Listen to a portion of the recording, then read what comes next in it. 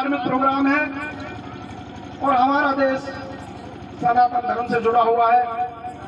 और समय समय पर धार्मिक प्रोग्राम होते हैं। कभी नवरात्रि के प्रोग्राम होते हैं, कभी दशहरा, कभी दिवाली, कभी होली, कभी भैया दूज, कभी शिव चौदस। हमारा देश त्योहारों से बना हुआ है और इन त्योहारों के माध्यम से हम सब इकट्ठे भी बैठते हैं और परिवार में अच्छे भोजन और पकवान भी बनते हैं। इन्हीं के बहाने से हम व्रत भी रखते हैं, जो कि व्रत रखने से हमारा शरीर,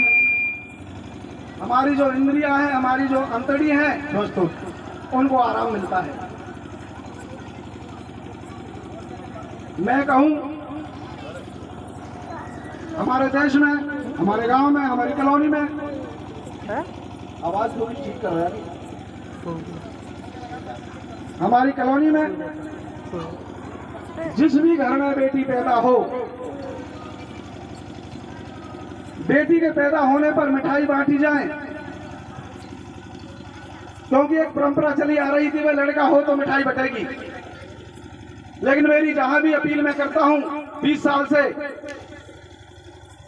मैं सबसे निवेदन करता हूं कि जिस घर में बेटी पैदा हो उस घर में मिठाई बटे, उस बेटी का लालन पालन सही हो और उस बेटी को स्कूल भेजा जाए, उसको अच्छी शिक्षा प्राप्त हो।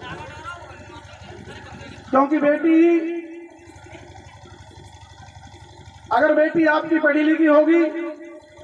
अच्छे संस्कार होंगे, तो वो बेटी अपने जो छोटे भाई बहन होते हैं उनका भी ख्याल रखेगी और उनकी पढ़ाई लिखाई का भी ध्यान रखेगी। वही बेटी जब हम शादी कर देते हैं, अपनी ससुराल जाती है, अपने पति के घर में, अगर बेटी हमारी संस्कारी होगी, अच्छी पढ़ी लिखी हमारी बेटी किसी घर में जाएगी, तो वहाँ उसके सास ससुर जो माता पिता का रूप लेते हैं, उसका पति जो भगवान का रूप होता है, उनकी सेवा के साथ साथ जो आने वाली संतानें होंगी उनके द्वारा, क्योंकि बेटी से सृष्टि रची जाती है, जो भी आने वाली संतानें होंगी उनको वो बेटी अच्छा पढ़ाएगी लिखाएगी और उनको अच्छा संस्कार देगी और एक प्रक्रिया आगे बढ़ जाएगी। तो मेरी सबसे अपील ये है, जिस भी घर में बेटी पैदा हो उसका लालन पालन ठीक हो, उसका स्वास्थ्य ठीक रहे, उसकी शिक्षा अच्छी हो, जिससे वो बेटी अपने माँ बाप के साथ साथ अपनी जो ससुराल का परिवार होता है उसका नाम रोशन करेगी। रही बात में सभी बच्चों की, सभी के बच्चे हैं, सब बेटी वाले हैं, बेटा वाले भी हैं। 18 साल से और 23-24 साल तक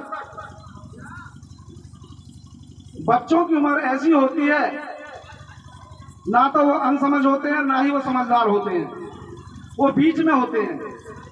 तो इस उम्र में सभी माँ बाप अपने बच्चों पर बिल्कुल ध्यान रखें, उनकी पढ़ाई लिखाई का ध्यान रखें, उनकी दोस्ती का भी ध्यान रखें, कैसे दोस्तों के साथ वो बैठते हैं, क्योंकि ये उम्र एक ऐसी होती है, इसमें किसी भी प्रकार की लत लग सकती है बच्चों को।